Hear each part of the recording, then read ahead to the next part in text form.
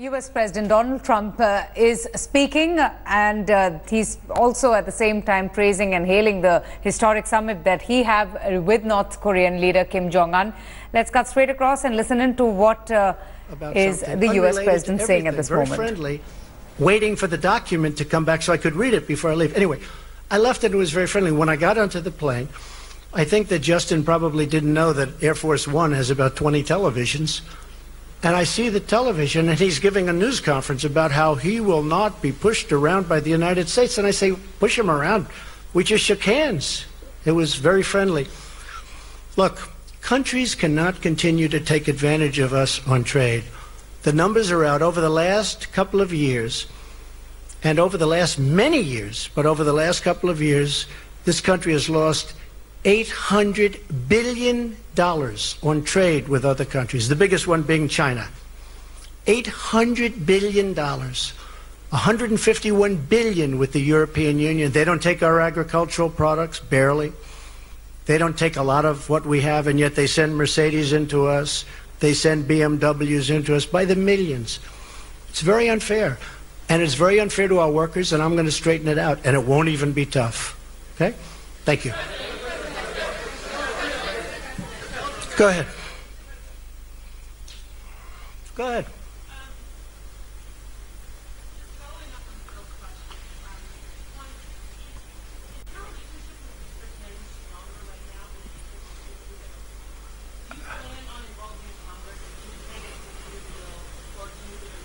I would like to involve Congress, yes. And no, I have a good relationship with Justin Trudeau. I really did. Other than he had a news conference that he had because he assumed I was in an airplane and I wasn't watching. He learned that's going to cost a lot of money for the people of Canada. He learned. You can't do that. You can't do that. We left. We had a very good relationship. I've had a good relationship with Justin. I have a good relationship with all. I have a very good relationship with Angela Merkel. But on NATO, we're paying 4.2%. She's paying 1% of a much smaller GDP than we have. We're paying 4.2% on a much larger. We're paying for, I mean, anyone can say from 60 to 90% of NATO. And we're protecting countries of Europe. And then on top of it, they kill us on trade. So you just can't have it that way. It's unfair to our taxpayers and to our people. But no, I have a good relationship with Justin, and I have, I think, a very good relationship with Chairman Kim right now. I really do. I think, I hope it's good, because if it is, we're going to solve a very big problem. I think we've gone a long way to solving it today. Should we keep going for a little while? I don't know. It's up to the legendary Sarah Huckabee Sanders. Should we keep going, Sarah? Okay, we'll go. Well, I don't care. Hey, you know, it just means we get home a little later in the evening, right? Yeah, go ahead. Sure, go ahead. Go ahead. Hi, Mr. President. How are you? I'm nice, good. Nice From the to see you. Straits Times of Singapore. Welcome to the country. Thank you very much. I hope you enjoyed our food. Beautiful country, I did.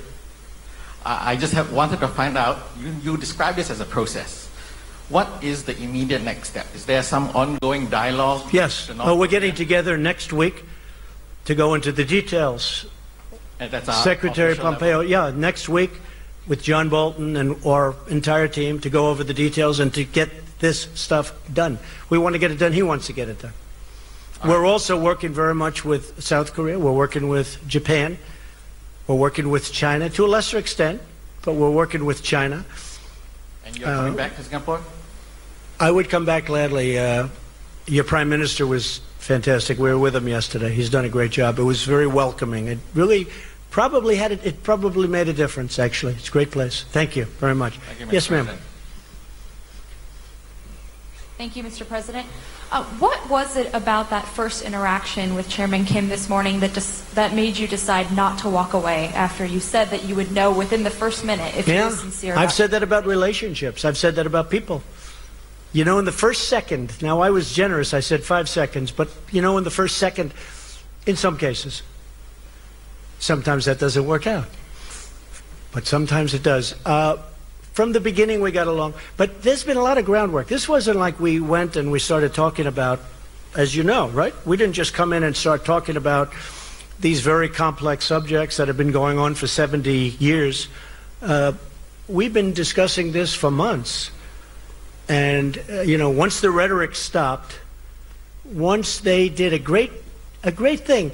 You know, North Korea did a great thing by going to the Olympics, because the Olympics, and President Moon will tell you this, the Olympics was not exactly doing great. People didn't feel like being bombed out of the opening ceremonies. You know, they weren't exactly selling tickets. And as soon as the Chairman Kim, said, let's participate in the Olympics, it sold like wildfire and was a great success as an Olympics. It was a great success. He did a great thing. But since that time, pretty much since that time, because as you know, a delegation came from South Korea who had just met with North Korea. They came to the White House. They told me lots of things, including the fact that they'd be willing to denuke. We have one of their great people here today, that they were willing to denuke.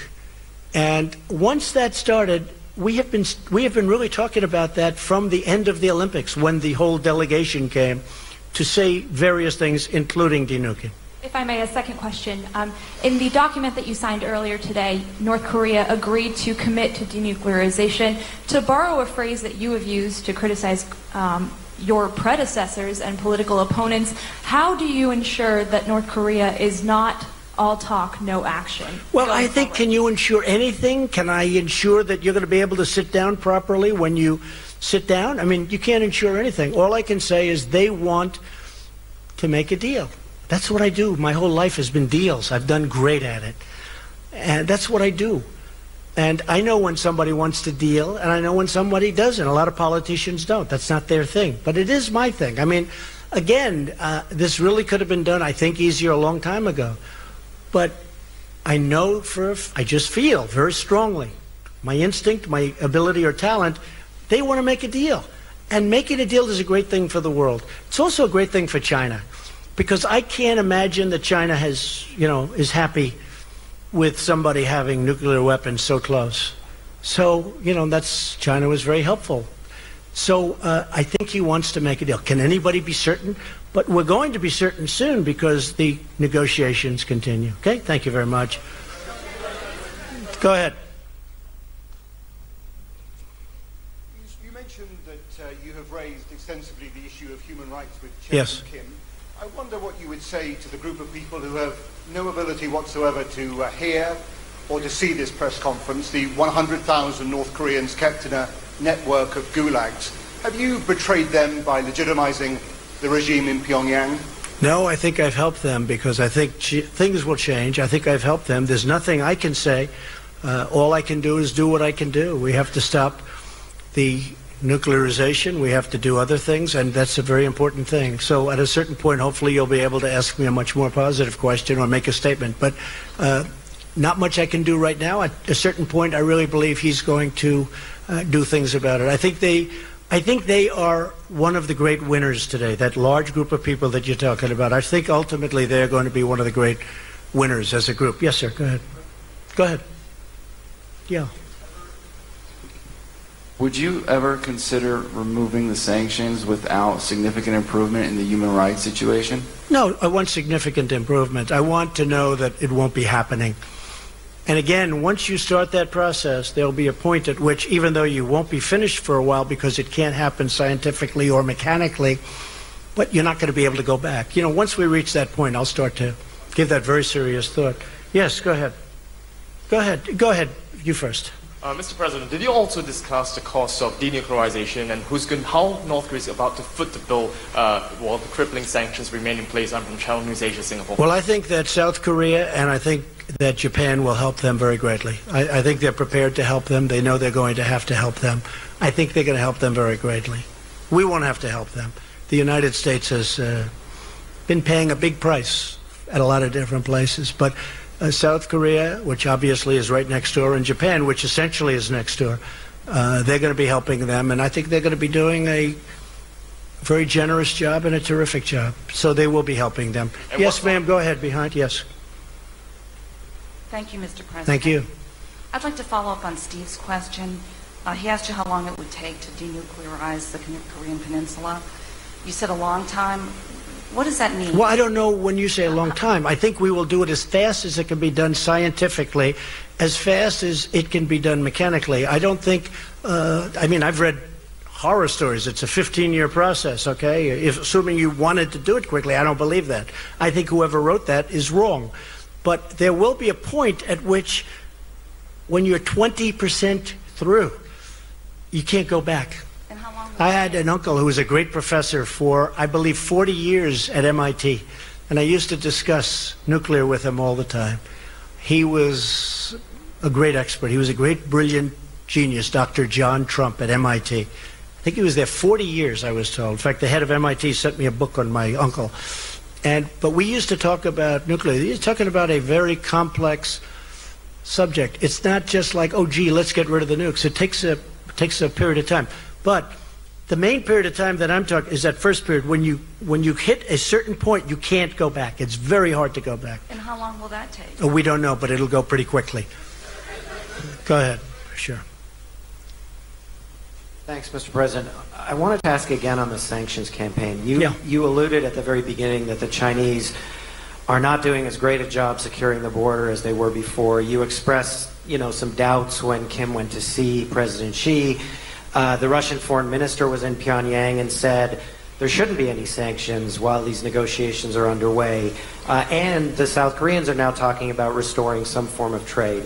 So with all of those players appearing to be moving toward eroding sanctions, how can you keep the sanctions regime in place? What leverage do you have on these countries? Well, I think we have a lot of leverage. I think we have tremendous leverage. I do believe that China, despite my relationship with President Xi, a man who I told you I have great respect for and like also a lot, we're having very tough talks on trade.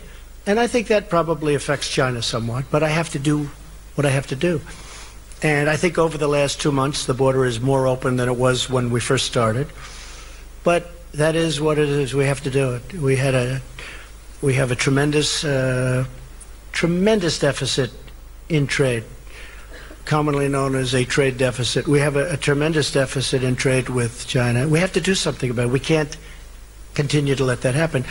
And I think that has had an impact on my relationship in terms of the border.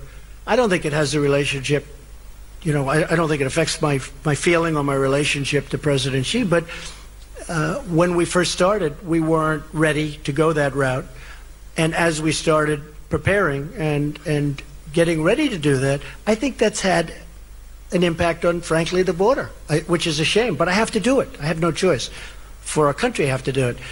South Korea will do whatever's necessary to get a deal done. If that means we can't trade, they're not going to trade. They're definitely not going to trade. If they think, and they would do this with our concurrence, if they think that they can do some work because we're very far down the line. We're actually very far. That document, when you read it today, that's far down the line. That's not something that just happened to be put together. This was done over months. And again, the rhetoric was important and the sanctions were important. I don't even know which one was more important. They were both important. Yeah, go ahead. President David Sanger for the New York Times.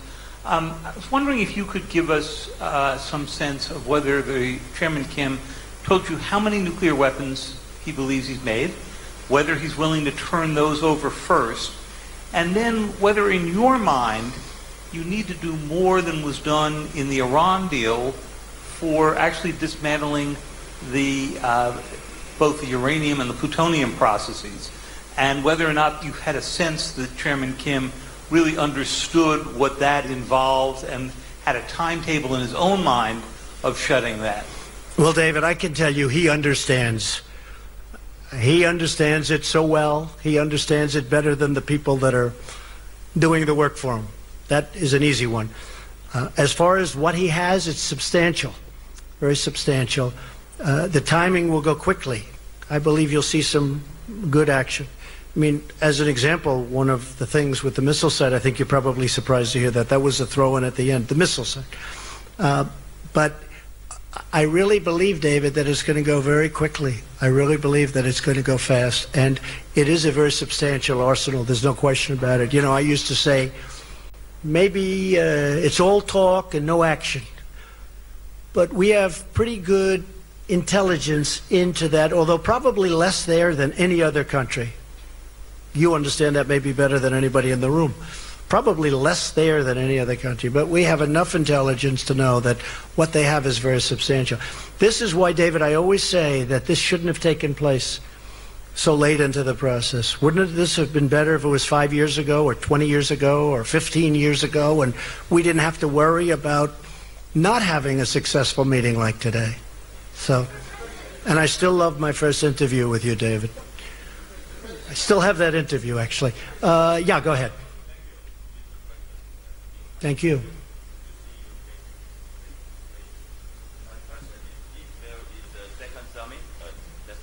If there is a second summit with the Chairman Kim Jong-Un, will it be in Pyongyang or Washington? We haven't set that up. We'll probably need another summit. We'll probably need, or meeting, we can use a different term, but we'll probably need another one. I will say this, we're much further along than I would have thought. I did not think we'd be here. I thought, and I've told people, I didn't want to build up people's hopes too much.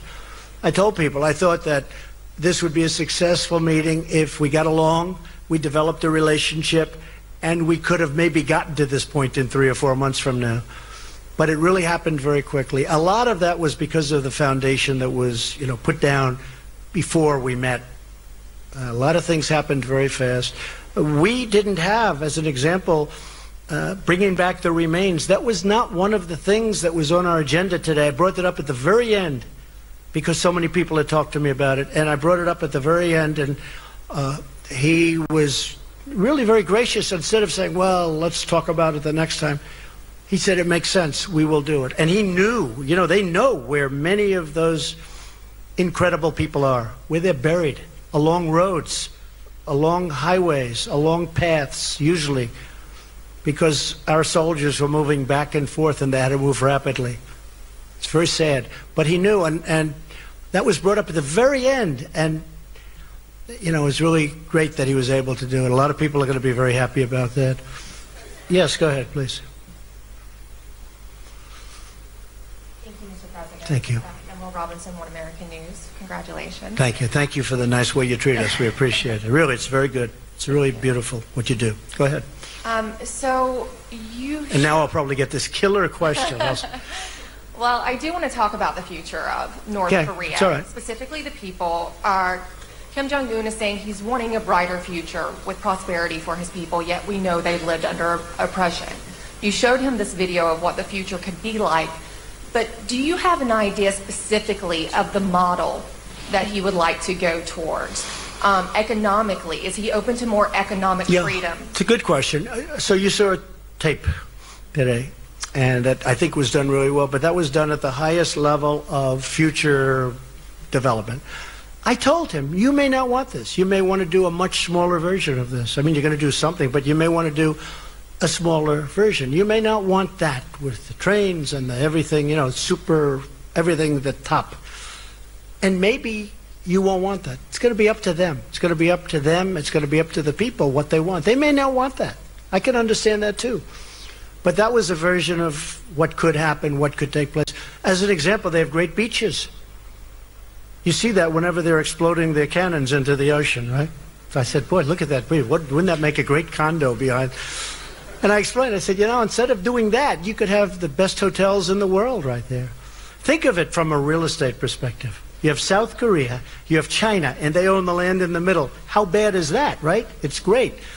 But I told them, I said, you may not want to do what's there. You may want to do a smaller version of it, or, and that could be. Although I tell you what, he looked at that tape, he looked at that iPad, and I'm telling you, they really enjoyed it, I believe. Okay? Yeah, go ahead. A couple of more. Okay, we'll do 3 more.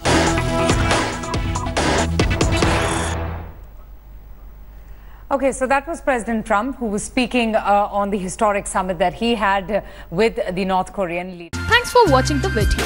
For more such news and updates, please like, share and subscribe to India Today. Also check out our other great videos from our channel. We know you would love to.